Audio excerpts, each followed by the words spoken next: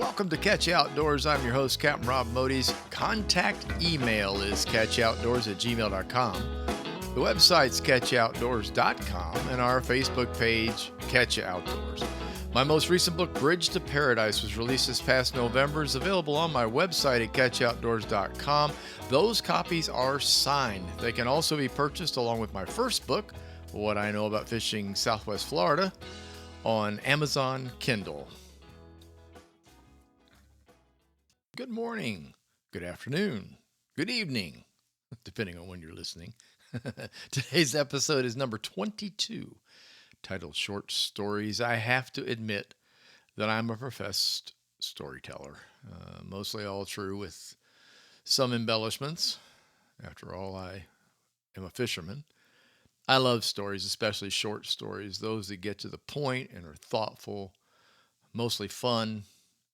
Things are weird enough in the world right now, so a funny, lightweight story is what I crave the most. I'm going to start off this morning with a short story of mine. It's from my book, Bridge to Paradise. However, before reading it, I want to preface it with some details of how this story, guys named Captain, came to be. So here we go. I moved back to Florida, the state I, without a doubt, love the most. In 1993, I was offered a job to move to Miami from Cincinnati, Ohio. That offer was a no-brainer. That's a story in itself. I may have to get to that at some point. But anyhow, my first stop was Jacksonville, Florida, for training. I was going to be an IT management vendor for Barnett Banks, which at the time was based out of Jacksonville and was also the largest bank in Florida. What's IT? What's it stand for? Information technology. IT professionals are the people who build, test, we install, we repair, we maintain hardware, software within organizations. We're actually responsible for helping make decisions on what to buy and what not to buy, including routers and all kinds, just everything. Servers, the whole ball of wax is typically what we do. It's a big job, lots of pressure. After all, banks play with real money that belongs to real people, and there's really no room for error. In 1995, my vendor renewal came due, and I was offered a position with Barnett as an employee.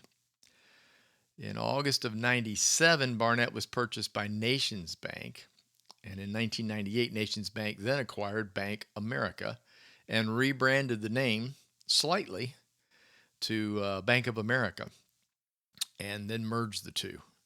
And at that point, Nations Bank took on the Bank of America name. Complicated, huh? Banking, yeah, it was. I was part of both transition teams and was transferred to Fort Myers to work on the bank updates from Naples north to Punta Gorda. That was right after Y2K. And for you youngsters, that was the changeover from 1999 to 2000, the year. A year fiasco where the press was pumping the idea that the year 2000 could be a disaster for many things, including bank accounts. Computers of the day, just to step back a little bit, computers of the day only understood the last two digits of the year. So when 2000 rolled around, it was believed that all the computers would revert to 1900.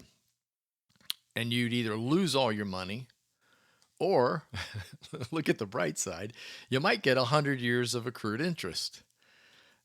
Either way, it was bad and it was complicated. So the computer operating software and BIOSes, that's the thing that makes the computer think, or it's oversimplification, but that's what it is, the BIOS.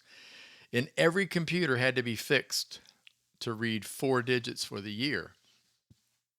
I was on a beach in Islamorada that New Year's Eve night with my wife Janelle and a very good friend of mine, Steve Kay, who was also a banker. We had been instructed that we could not be further away than 50 miles from the banking hub of South Florida's East Coast. Pulled out a map and quickly realized that Islamorada was within the perimeter. So with pagers and cell phones in hand and beach chairs and whatnots, we headed to the Islander Motel, one of our favorite places to stay in all of the Keys, which, by the way, now is a giant resort. with prices to match. We set up our little beach camp behind the Islander and watched fireworks launch from the boats that were waiting to bring in the year 2000. And as the clocks chimed 12 midnight and the ball fell in New York, a collective sigh of relief was heard when absolutely nothing happened. We waited until about 5 minutes or so after midnight to see if we'd hear the pagers going off, but they didn't, thank goodness. Nope. So we popped the champagne corks and celebrated the new year. So once Y2K and the transitions were complete, a great many of us were no longer needed, and away we went. That became known in the industry as the Great American Bank Downsizing. That's what I called it. And that funny because that's how the news picked up on it too. Banks just they had been merging, they had been playing, they had been jumping around from state to state and even parts of the country to other parts of the country, and then finally it all came to a head when every big bank had bought every little bank, and it was pretty much over. Why tell you all of this? Because it's a lead into the story I'm about to read to you. The high pressure of working in technology in the late 90s and early 2000s led me to many, many weekends in the Florida Keys. It's a great place to let your hair down, relax after a tough week in the big city. Nobody knows who you are and nobody cares. Everybody, everybody just gets along. And most people, when they go down there, do not talk about work. That's the most important thing. After Jonelle and I met and were married, we kept the tradition,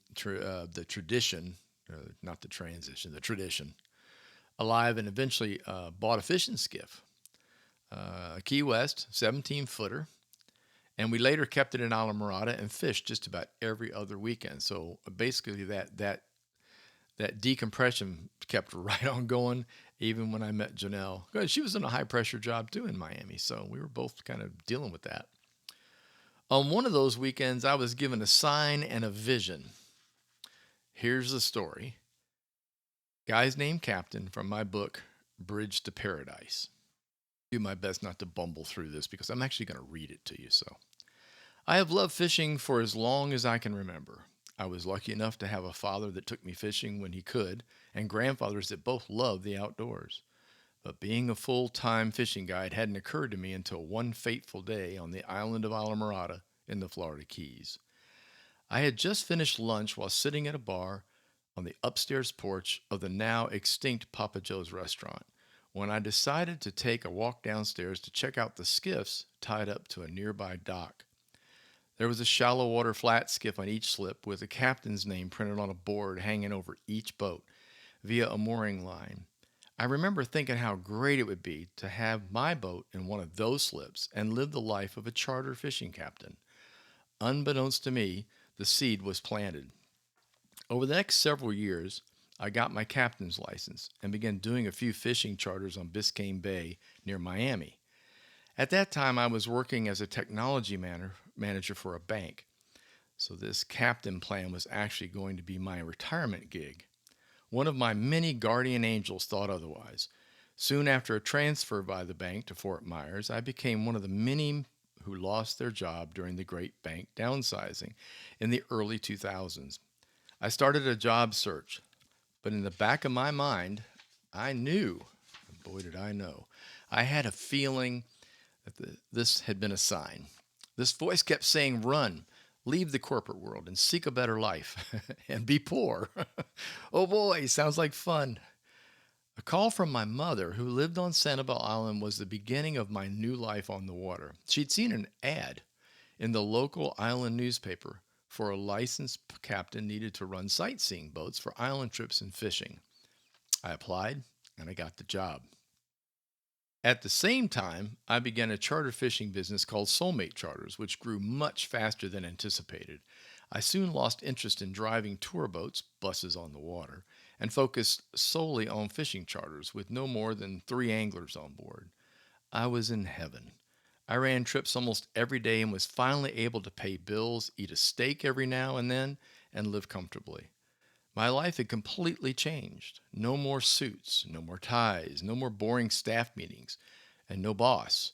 I was on my own and could schedule 10 trips in a row if I wanted to, or none if I needed a break. I no longer had to call in sick. Soulmate Charters steadily grew over the next 5 years, and I began running a lot more fishing trips than I ever thought I would. Perhaps I was doing something right, or more importantly, I was lucky to be associated with a great group of fellows and other like minded captains. One evening, I got a call from a friend of mine, Captain Mark, who said that Al Durrett, the owner of Fishtail Marina on Fort Myers Beach, wanted to meet with me. I was told that he was looking to set up a fishing charter group that could run a variety of trips, including both offshore and backcountry fishing from his marina. His idea was to put the best group of captains together and, in his words, rule the charter business on the island. I was flattered to be included, but honestly, I was a bit reluctant to give up the freedom of coming and going whenever I wanted. And there was also the matter of completely changing the location of where I currently fished. There were several meetings where all the invited captains had questions answered and fears allayed. We'd still be independent, but would have the use of the marina to meet our clients. And I'd like to point out it was a very nice marina, well kept, clean, and offered great access to the fishing grounds of Estero Bay and the Gulf of Mexico. I finally relented and made the decision to be a part of this new enterprise. A short time later, I towed and launched my boat at the Lover's Key boat ramp, a short distance from the fishtail, and then drove my boat over to the marina. I was met by Mark as I pulled up at the fuel docks. He pointed toward the end of a long dock and said, "Your slip is the third one from the end. I'll meet you there and help you tie up."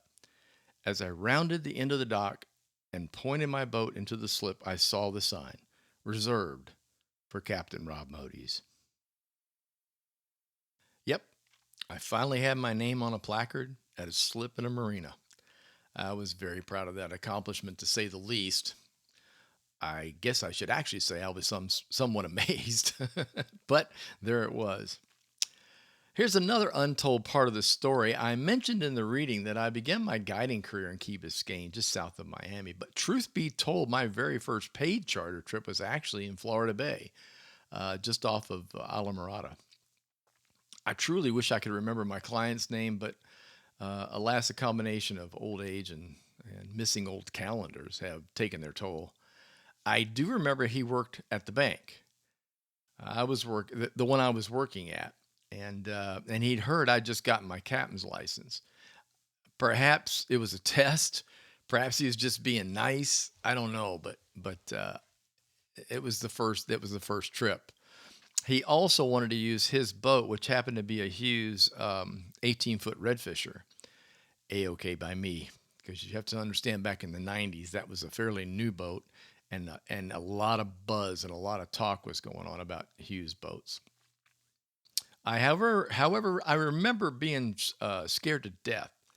I was taking money to take someone fishing for the very first time. But as it turned out, all was well. We had a great time with good conversation, catches of sea trout, a real nice snook, and lots of sharks. And it seems sight fishing sharks was what brought the most smiles to my client's face, a lesson I used much later when I began fishing Florida's west coast. Most importantly, that first trip told me all I needed to know about what I really, really, really wanted to do, be a fishing guide. And so I set my sights on that from day one. In a weird way, being let go from the bank was the best thing that ever happened to me. I was suddenly forced to make life decisions way before retirement age. So here's some advice. If you love fishing and you've often thought about making it a career, do it. But be sure to treat it like a business. Have a plan, a map, if you will. You're going to be poor for at least 3 years. So a fallback is a real good idea. Or a big savings account. Or a rich and tolerant wife or husband. I was lucky to have one of those, the wife part. Part-time guiding is okay, but you'll never reach the kind of success you might hope for working another job. Just ask any full-time guide who went through the throes of doing part-time work and then moved it to full-time, and they'll tell you they wish they'd skipped the part-time entirely. Granted, You got to get back to that. You're going to be poor and you need a little savings. You need something to fall back on to pay those bills. But the reality is, it's like any other brand new entrepreneurial job. When you start out with an idea and you throw it out there and you start working at it, you ain't going to get rich tomorrow or even next year. You hope that's what happens, but we all know that's not how it works. In America, it's a really cool place. You work hard at things and your dreams will come true. While I saw a few successes, most part timers fell by the wayside. The sad thing was, I believe a good many of them would have been excellent full time guides and just never made it to that point. So don't be afraid to follow your dreams, no matter what the dream may be. Remember, again, this is America, where dreams are made every day, even for fishing guides. Now, keeping with the short story theme here, a few months back, I got news that one of my stories that I had written got published in a book. And that's the first time that's happened, other than me writing a book with my stories in it. Almost all of my stories have either been published in magazines, monthly, bi-monthly, or weekly periodicals, newspapers, things like that, reporting, whatever, fishing reports, stuff like that. So, but I had written a story for the publishers of my book. They were putting together another book called COVID Chronicles, and then the pandemic hit. It's by Middle River Press, so those are the people that actually did my book for me, published my book for me. Um, but what this was is this: they were asking people, please send us something. We'd like to try to put a book together about everybody's thoughts and ideas of how the pandemic has gone. Now, what was really strange about this, and what you should know, is that this book actually was scheduled to come out about a year after the whole thing started. So everybody's theory at that time was this would be over by this past March, or March a year ago. We're almost coming up on 2 years, so this would be almost a full year ago. But of course, we know that's not what happened. But the story still made sense. I read through a whole bunch of these. And again, you can get this book on Amazon Kindle. It's called COVID Chronicles, and then the pandemic hit, and it's published by Middle River Press. And it's a whole bunch of us authors who have written books for, or have been published by, Middle River Press.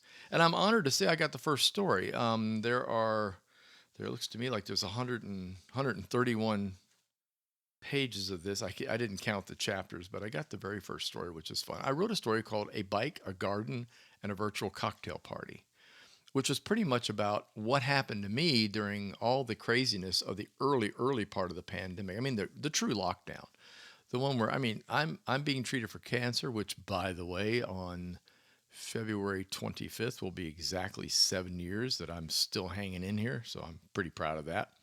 But I wrote it about the trials and tribulations of exactly that, of being one of those comorbid morbidity, holy cow, I might die people, just if I go outside and breathe.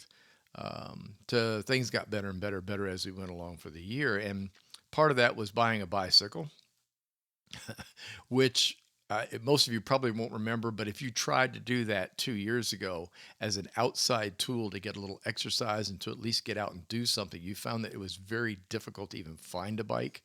And I went through trials and tribulations to get that handled. I went crazy on my garden. And most of you know I'm a freak about orchids. I love growing orchids and all the things that go along with it, the satisfaction of watching them flower and et cetera, et cetera. I love that. I really do. I'll put it right in there with the fishing. And then we put together a virtual cocktail party, which was really fun. It was an idea by a friend of mine up in Kentucky who decided that Zoom would be a good way for all of us to get together once a week and chat about what was going on. And it still goes on. We only do it once a month now, but the virtual cocktail party turned out to be a really great idea. So if you get the book, check out A Bike, a Garden, and Virtual Cocktails Party. That's my story, my contribution to the book. And I'm proud of, I finally got a short story in a book. Yay. All right, let's switch channels just a tad bit. Still in the subject of short stories. I have in my notes here to mention this, that I was asked during an interview years ago. I don't know how it came up. I think I was probably talking on the PBS show that I did we were talking about music and things like that. And in the conversation, I remember someone said, I'm not sure if we even recorded this or not, but it was about short stories. And because that's what I wanted to work on, my book, the fishing book was in the works, and I talked about the next book I wanted to do, which was short stories, and of course did it. And then it popped up like, what was your, well, okay, so, and they asked very, very cool questions during this interview, and it was like, what's your favorite short story? And I really had to think about it for a minute. And then I remembered there's an author, his name is Richard Matheson. And Richard Matheson wrote a story called Duel. This was back in, I looked it up, hang on, I've got it here in my notes. In 1971, he wrote it. It's called Duel, Duel, Duel. And it appeared in Playboy magazine. That's actually where it was first printed. Back when Playboy had more than just pictures of pretty women. Yeah, I know. The old 70s thing was, why do you have Playboy? To read it, to read the stories, of course. So Duel appeared in there. And Duel wound up being picked up by Steven Spielberg and made into one of his very first films. If you haven't seen it, I didn't go and look and see if it's bound to be available somewhere, but it is truly a short story, so it's a short film as well. It starred Dennis Weaver, and he's like a salesman in a car, and he has a little argument with a trucker on the road, and it's not the trucker. It suddenly becomes a duel with the truck itself, and the truck becomes evil. Kind of just imagine the movie Stephen King thing, Christine on steroids. Scary, frightening, but the short story was amazing. It was wonderfully written, and I'm sure that's probably why Steven Spielberg picked up on it. So that is without question one of my absolute favorite short stories, and of course later developed for film. Another one, the author is Shirley Jackson. Man, I'm showing my age. Okay, so it's very possible if you're listening, you had to read this in school. You had to read a short story called The Lottery. Frightening, scary. Oh my gosh, just one of those things. And Shirley Jackson was really good, in my opinion, of both horror and hilarity. She could tell a funny story at the just as well as she could still tell a horrifying story. But the lottery was pretty creepy, and you got to remember now. This goes back to, I looked this one up to 1948. The lottery was really neat in the fact that it had an ending that you didn't really expect, and in my opinion, that is the best short story. It was chilling. Then on the flip side, Shirley Jackson also wrote a book. I know this really isn't a short story, but it's full of short stories. It's called Life Among the Savages. it's raising kids. It talks about her children and the crazy things they did, and I just absolutely love that book. So if you haven't gotten into Shirley Jackson, you probably should. And many of you probably had to read The Lottery as a school book. Although in today's world where they're starting to ban books right and left, it's to me personally that's worrisome. I can't believe they're doing that. So those of you that are listening that have children or grandchildren, I encourage you to pull up the latest list of banned books and have your kids and grandkids start reading them. That ought to put them on their ear. I'm a pretty big fan of Elmore Leonard because Elmore Leonard was one of the guys that wrote a lot of stuff about, based in Florida, based in the Miami, Florida area in particular, novels that were kind of Carl Hyacin like. If you want to get more about that, go back and listen to one of my early podcasts about mystery writers of Florida. But Elmore Leonard was really, really cool. He put together some hilarious characters that you just be like, this can't be real. And you knew if it was Miami, it very possibly could be real. He wrote a short story called The 310 to Yuma, and it was made into a movie, a Western, a violent Western to say the least. But The 310 to Yuma it's about a train, and that's all I'm going to tell you. It's a short story. I would recommend picking up Elmore Leonard's story and reading it. Probably pick it up online, and then possibly watch the latest movie. I believe there were at least, I think that film may have been done three different times. Of course, that's the neat thing about a western. They got to get it all told real quick. Like back in the day when they were making the early movies, they had about 90 minutes. They didn't have the 2 hours they spend on a movie now. So, but check that one out. That's another one of my favorite. And he has other short stories besides his mystery novels that are really really good. Now, believe it or not, another guy on the list is Stephen King. Now, Stephen King novels can be 9,000 pages or not. Plain and simple. And one of his stories that's really, really good is called The Body. You probably don't recognize that title. I looked it up. It was written in 1982, and it later became the movie that everyone saw, Stand By Me. Excellent, excellent. But believe it or not, that was a short story. The Body was a short story. And Stephen King has others, but that one, I just wanted to mention it because it really sticks out for me. I read Stephen King when they first came out, and when he first came out, when he first appeared on the scene, and I really enjoy his books.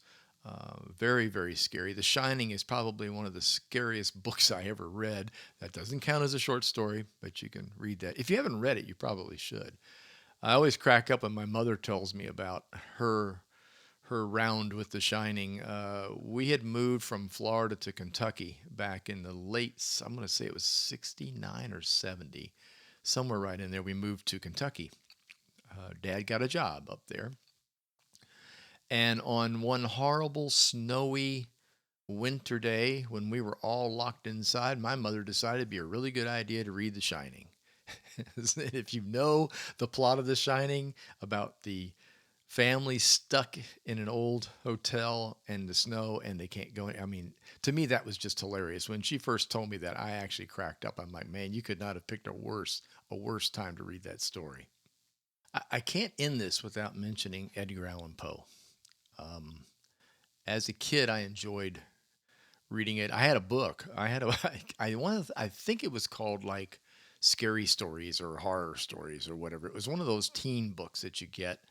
I want to say it might have been a gift, a Christmas thing from grandparents or parents, but it's one of those oversized, like coffee table books, very glossy with a horrifying picture on the front. And it was ghost stories. It was just full of great ghost stories. And then there was Edgar Allan Poe. And of course, as a kid, I had no idea who Edgar Allan Poe was, but I know one thing. He wrote this story called The Telltale Heart. And it scared the bejeebers out of me because it was about sound. And I recently read an article which led me to this whole identifying short stories for you. Um, now I'm sorry I can't tell you who wrote it because I really don't remember. But he believed that the entire genre of horror films with thumpity thump and creaks and noises in the background is because of Edgar Allan Poe's The Telltale Heart. And you have to remember this. That was written in hang on, I wrote it down. 1843. So he was saying a lot of these movies you see now that have clicks and pops and bangs and thumping and bad noises and breathing and whatnot, probably Edgar Allan Poe started the whole thing. And I don't doubt that at all. But if you want to read something that's frightening, it's really, really neat. And I certainly wouldn't pass it. Not to mention, Edgar Allan Poe has a whole slew of short stories that a great many of us, again, had to read through school or college literature classes. So be sure to try that one out too. I haven't picked out a subject for next week yet, but I'll post it when I come up with it. Janelle and I are going to do a little traveling. We're going to become Scottish again. Both of us are Scottish and have Scottish heritage. We're going to go up to Mount Dora to the Scottish Games there. Then we're going to go to the Scottish Games here in Fort Lauderdale, and then we're going to go to the Scottish Games in Dunedin. And I may come up next week with something about the Mount Dora event. I've never been there. I watched a video recently to see what the place was like, and I know it's not too far from Orlando, but I'm looking forward to it because I absolutely love going to Scottish gatherings. They're a lot of fun. Thank you so much for listening. I appreciate you taking the time to tune in. If you enjoyed this podcast, would you please tell a friend and share it on social media? More numbers are good. Catch You Outdoors is hosted by Anchor and available via Spotify and Apple Podcast. Our Facebook page is Catch You Outdoors. Our website is catchyoutoutdoors.com. Until next time, get outdoors and enjoy.